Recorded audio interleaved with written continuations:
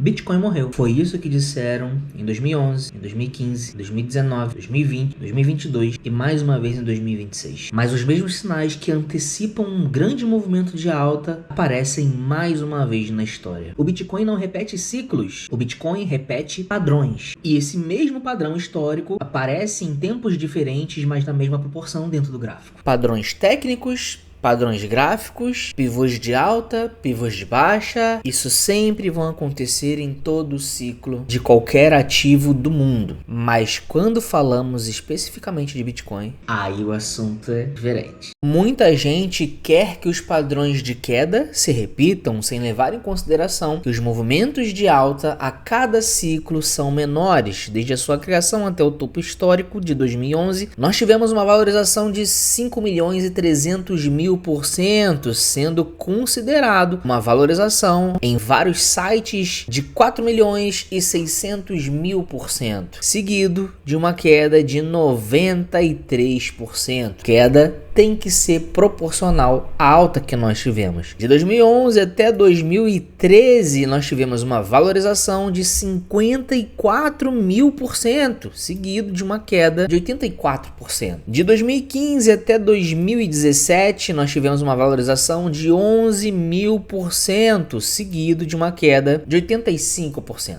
De 2019 até 2021, nós tivemos uma valorização de 1.900%, seguido de uma queda de 75%. No ciclo atual, nós tivemos uma valorização de 600%. A cada ciclo, a alta ela é menor. Consequentemente, a desvalorização também tende a ser menor. O problema é que na nossa cabeça, o potencial de desvalorização sempre vai ser o mesmo. Nós temos a ciência de que as altas vão ser menores, mas na nossa cabeça, a porcentagem de desvalorização tem que ser a mesma. Tem que repetir o mesmo padrão. Só que não se trata só disso. Se trata de diversos padrões. Isso aqui é só a porcentagem. E quando a gente olha para a porcentagem em si, a gente tem esses padrões. Mas quando a gente olha para todo o contexto de tudo que aconteceu na história, nós vemos diversas semelhanças que se repetem a cada ciclo. Uma delas é a média móvel de 200 no gráfico semanal, onde sempre nos mostrou que era um bom ponto de compra. Talvez não o mais barato, talvez não o mais baixo, mas sim uma oportunidade de montar posições de longo prazo. Os bear markets são eventos que acontecem a cada 4 anos, então não espere que o mercado suba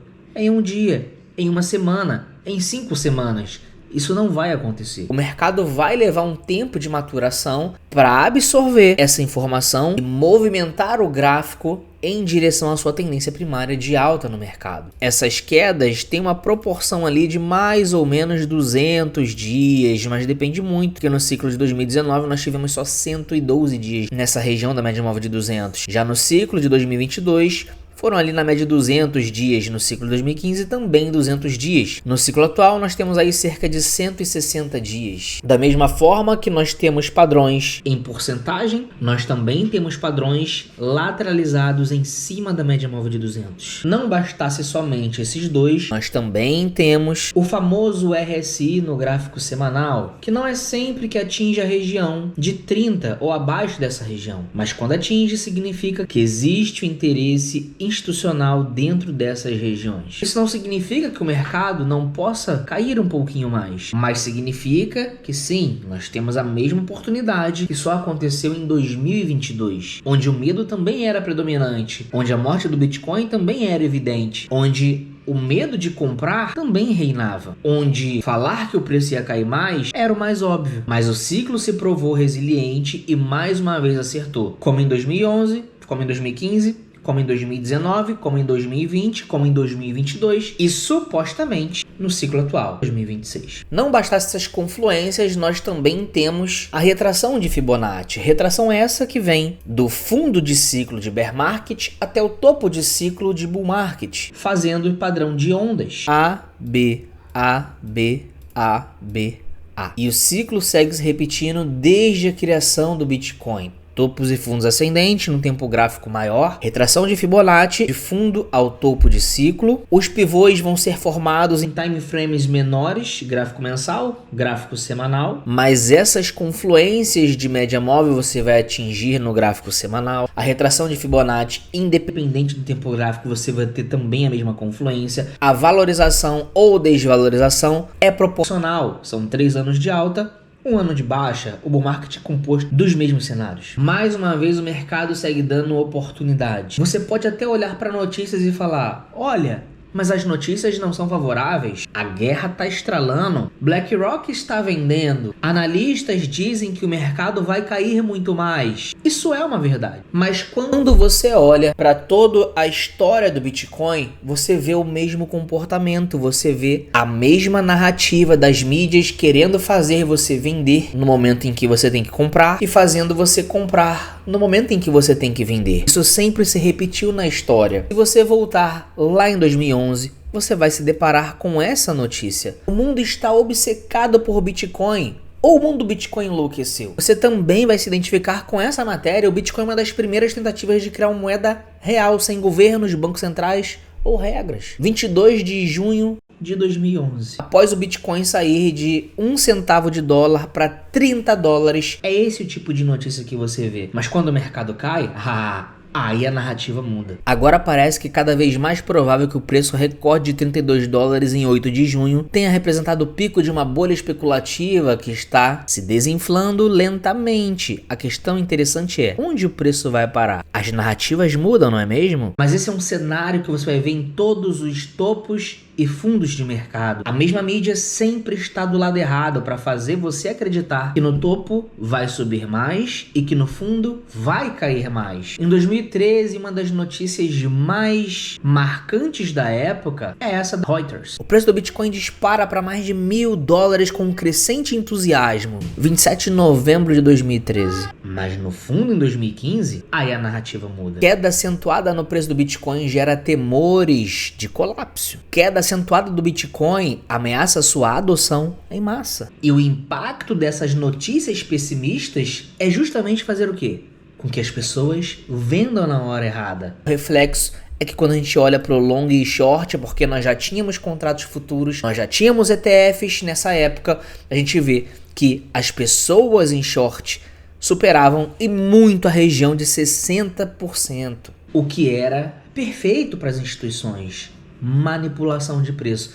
As notícias são eventos de manipulação para fazer você se posicionar do jeito errado. Alguém ganha, alguém perde. E as mídias sempre vão te ajudar a comprar no lado errado e vender no lado errado, a se posicionar erradamente. Em 2017, a narrativa era a esperança é que os contratos futuros sinalizem a entrada de capital institucional, digital, que haja um rápido aumento da demanda e a ratificação da tecnologia e seus princípios. As instituições estão entrando no jogo, o preço vai subir mais. Isso é só um descanso para o preço continuar subindo. BlackRock, Fidelity, Grayscale, todo mundo está de olho no Bitcoin. Dezembro de 2017. Mas quando o mercado cai, o preço do Bitcoin despenca abaixo da marca de $4.500, atingindo uma nova mínima em 2018. Onde está o incentivo para comprar? Parece que o mercado está chegando ao fundo do poço. O massacre das criptomoedas continua. Dezembro de 2018, janeiro de 2019. Em 2021, a narrativa era que o ETF dos Bitcoin, os futuros dos Estados Unidos, iria impulsionar o preço a níveis inimagináveis. O preço do Bitcoin tenderia a se manter acima dos $50 mil porque a acumulação institucional é o que estava fazendo o preço subir. Já no fundo de mercado, a narrativa era exatamente o oposto. Adeus ao ano que quebrou o Bitcoin. Mais uma vez, a Reuters. Exatamente em dezembro foi o último mês de queda vista no ciclo de 2022. Analistas do JP Morgan afirmam em um comunicado aos clientes que os problemas na FTX criam uma crise de confiança e reduzem o interesse de outras empresas de cripto em virem seu auxílio. Ninguém quer Bitcoin, a FTX quebrou. A maioria dos analistas de mercado se mostraram pessimistas em relação às perspectivas imediatas do Bitcoin. Reuters. O CEO da Double Line Capital disse que não ficaria surpreso se o Bitcoin caísse para $10 mil.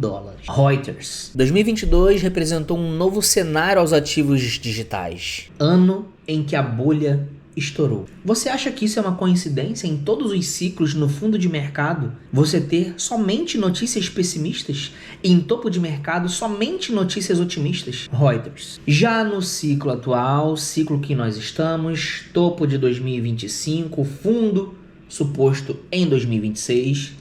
Desta vez é diferente. 11 de julho de 2025, investidores em criptomoedas esperam por avanços políticos impulsionando o Bitcoin a um recorde histórico. Reuters. Bitcoin é a taxa de retorno mínima exigida. Se você não consegue superá-la, precisa comprá-lo. E acho que as próximas 12 semanas serão muito interessantes para os detentores de Bitcoins. Fundador e CEO da Professional Capital Management. Reuters. Bitcoin atinge recorde de $125 mil.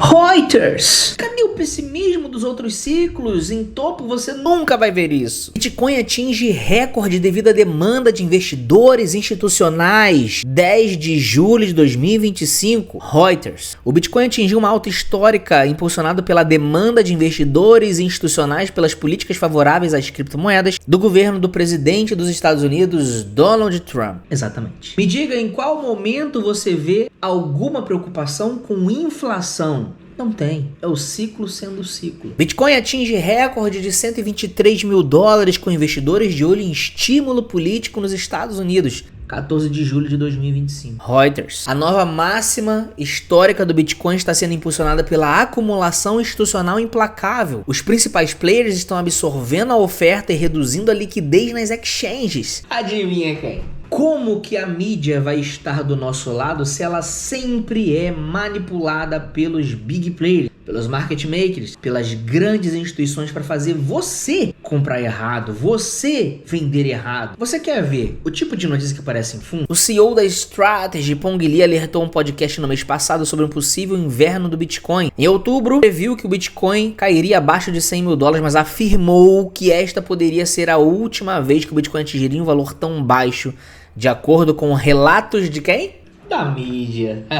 Em outubro de 2025. Já no fundo de mercado, nós temos o quê? Exatamente, Saylor vendeu 216 milhões em Bitcoin. Mas aqui no ciclo passado, nós também tivemos uma venda de Bitcoin de Saylor exatamente no fundo de mercado. A minha intenção aqui não é trazer o pânico para você, é fazer você raciocinar. Em todos os topos de mercado, nós temos um extremo otimismo quando se fala de Bitcoin. Já no fundo de mercado, nós temos exatamente o oposto. Bitcoin vai cair mais, Bitcoin vai morrer. A inflação vai derrubar o Bitcoin. Donald Trump não tá nem aí para as criptos. As instituições estão vendendo Bitcoin. A guerra vai derrubar o Bitcoin. O dólar começa a ganhar força em relação ao Bitcoin.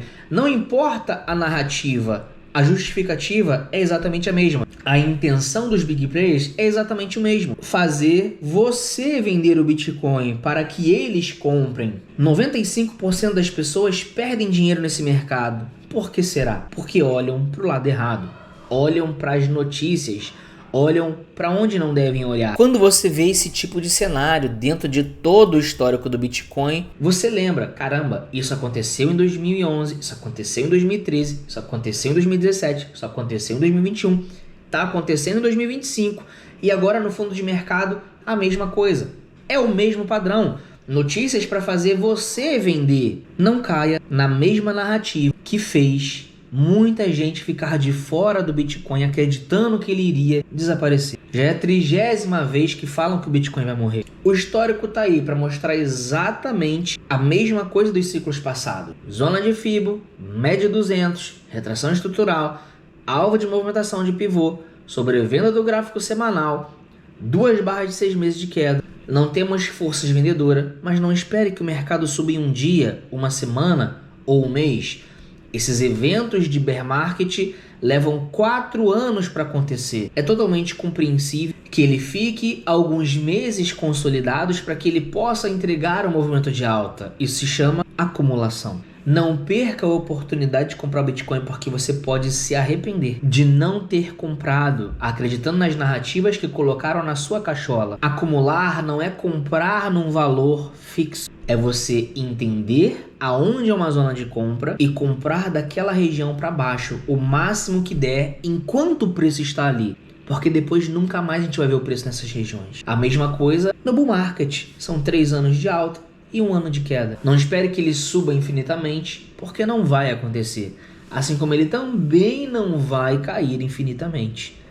E são narrativas vazias, infundadas, para fazer você sair fora do mercado. Eles estavam dispostos a pagar 100 mil dólares no Bitcoin, mas agora que está 60, não. Agora está caro. Agora vai cair mais. Em 100 mil dólares eles estavam acumulando.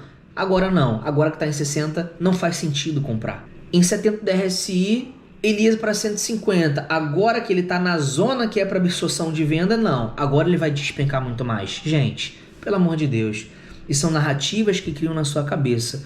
Faça o dever de casa. Compre onde tem que comprar e venda onde tem que vender. As narrativas são as mesmas, os fundamentos são os mesmos, o gráfico é o mesmo, os indicadores são os mesmos, as pessoas são as mesmas, mais pessoas, mais adesão, mais pânico, mais euforia. O sentimento é exatamente o mesmo, fazer você ter medo, porque afinal o mercado vai desabar. Assim como no topo, o sentimento que tem que deixar em você é o quê? O mercado não vai cair. Compre, porque ele não cai nunca mais. Ele não volta nunca mais. Não é assim? Qual que é o sentimento agora? É de alta ou é de baixa? Quais são as notícias agora, como em todos os ciclos? Vai cair ou vai subir? Dessa vez é diferente?